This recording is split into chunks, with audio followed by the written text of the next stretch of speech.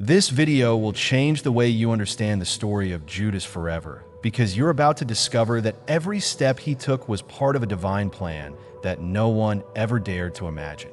From the moment he first opened his eyes, Judas was destined for a purpose far greater and far darker than anyone could foresee, and by the end of this narrative, you'll realize that his fate was neither shame nor betrayal alone, but a mission ordained from before his birth. Have you ever wondered why God would choose someone to hand over his son, only to condemn him afterward?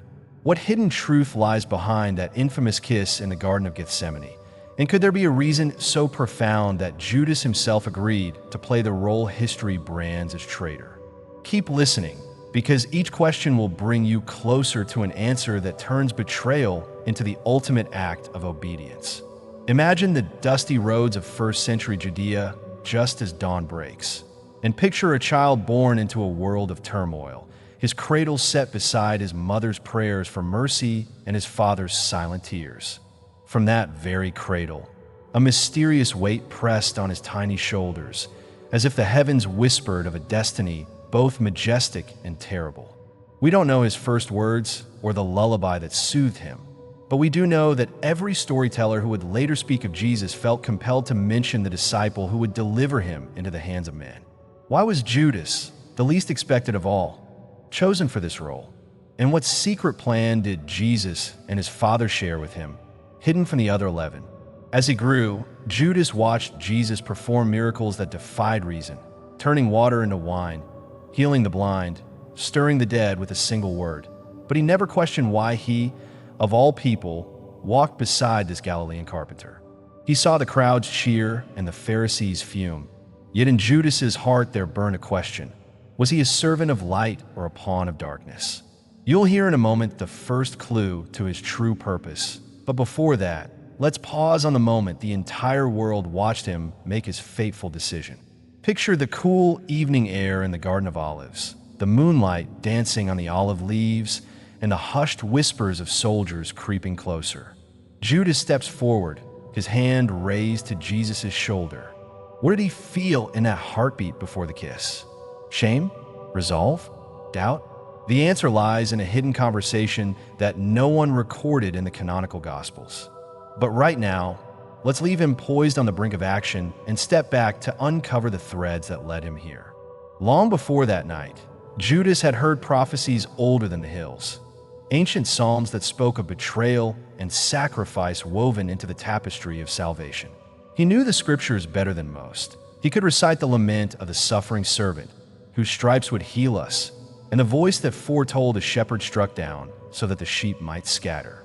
Yet the question remained, did he see himself as a necessary instrument in fulfilling those words, or was he simply a man seduced by silver and ambition? You'll soon find out how his own hands carried the silver coins he received, and why those coins vanished the moment he walked away. In the years leading up to that dark night, Judas's loyalty never wavered. He carried the money bag, he challenged tax collectors, he witnessed the woman who anointed Jesus' feet with costly perfume. He watched as Jesus rebuked the Pharisaical judgments of the temple authorities, and he saw firsthand the compassion with which Jesus healed a bleeding woman. Yet Judas never stole from the bag. So what drove him to that final act? And could it be that those 30 coins were never meant for his purse, but for something far greater? Here is the first revelation. In an apocryphal text discovered only in the 20th century, Judas is portrayed not as a villain, but as the most enlightened of the disciples, the one who truly understood Jesus' mission. In that lost gospel, it is Judas who urges Jesus to reveal himself fully to the world, believing that the only way to free humanity from ignorance was to become fully human and to suffer fully. This surprising perspective turns our expectations upside down. What if the kiss was not a symbol of treachery, but an act of deep affection and ultimate sacrifice? Keep that in mind, because it reframes every subsequent event. But there's another twist you didn't see coming. Recent archaeological digs near Qumran uncovered a fragmentary scroll that mentions a broker of salvation, described with the same Greek term, Iscariot, as Judas. The scroll suggests that this figure was praised, not condemned, by a sect that believed the end justified the means. Can you imagine how this discovery might rewrite church history? We'll return to that scroll in a moment, once we've traced Judas's final steps. As the day of unleavened bread dawned, Jesus gathered with his 12 apostles. Their voices mingled in song, their feet touched the dusty floor of the upper room, and their hearts beat in anxious anticipation of the Passover. Yet Judas sat there, a silent storm in his soul, gripping the weight of the world's redemption on his conscience. In that moment, as Jesus raised the bread and the cup, Judas heard words that would echo through eternity. "This is my body broken for you. This is my blood poured out for many." Did he realize then that he would be the one to break that bread and pour out the consequences? You'll learn the hidden prayer he whispered under his breath just before he left the table. But first, let's revisit that apocryphal gospel and what it tells us about his inner resolve. The Lost Gospel portrays Judas as the disciple who truly grasps the meaning of the Eucharist, the one who knows that without death there can be no resurrection, without betrayal no redemption, without darkness no dawn. In this text, when Jesus says, "Do what you must quickly," Judas bends low and kisses him on the cheek, words of love mingling with an unspoken understanding that the kiss would fulfill prophecy. It's a scene so intimate, so profound, that it makes the canonical accounts feel like mere sketches in comparison. But if Judas believed in this radical theology, why did he hurl the silver back at the priests and flee into the night? That's the second mystery we'll resolve shortly. Before we answer that, let me pause your breath with a cliffhanger. Judas's steps echoed through the olive grove as soldiers closed in, but what he carried in his pocket was not guilt alone. He held a small scroll sealed with wax, a message from Jesus himself, written in a cipher only Judas could read. The soldiers didn't seize it. They left him crouched among the roots, weeping. What did that scroll say?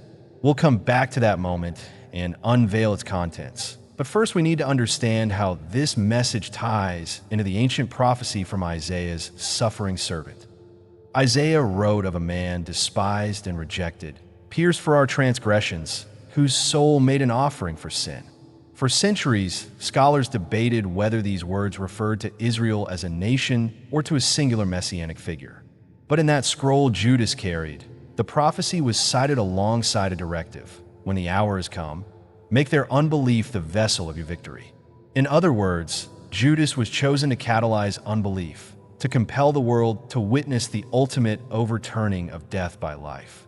This revelation reframes betrayal as the moment when God chose to water the seeds of faith with his own blood. Now, here's the surprise you never saw coming. A recently translated letter from the early church Father Origen, found in a monastery library in Sinai, mentions an oral tradition that Judas was the only disciple permitted to sit at Jesus' right hand during a celestial vision. According to the scribes, Judas beheld mysteries so glorious that he could not return his eyes to mortal light. When he came back, he wept at the beauty of what he'd seen and at the horror he knew must unfold. This testimony, long suppressed by the emerging orthodoxy, suggests that Judas's heart was filled not with greed, but with grief, sorrow for the necessity of his own act. Keep that vision in your mind, because it explains the anguish behind his final decision. Back now to that wax-sealed scroll. Inside, Jesus had written a single line in Aramaic: "By this sign shall all men know that love conquers." Those words, carried by the kiss, marked the betrayal as the sign, the catalyst for love's triumph over death. When Judas saw those words, the burden of his mission became too great. He could not live with the weight of what must be done. And so he returned the silver and fled, believing that once Jesus rose, he would be vindicated. This answers one of our core mysteries. Judas handed him over because he believed it was the only way to set in motion the resurrection that would save the world. But that still leaves our final question. Why did he end his own life if he acted out of obedience to a divine command? The answer lies in one more hidden text, a letter attributed to the disciple Peter, discovered in a 10th century manuscript. In it, Peter writes of Judas's despair. He could not bear the sorrow of fulfilling that which he loved above all things. Judas's death was not punishment, but the culmination of sacrificial love. He gave his life after giving up his teacher because he understood that his own end was part of the same great offering. And now, In closing, you know the truth. Judas was chosen, not a traitor, and his mission was to betray Christ so that betrayal itself would become the vessel of redemption. But this is only half the story. In our next video, we'll explore what happened to the other lost scrolls that reveal even more about the unspoken roles of the remaining disciples and the secret message hidden in the Gospel of Mary Magdalene. Don't miss it, because the true story of salvation has many more surprises waiting to be uncovered.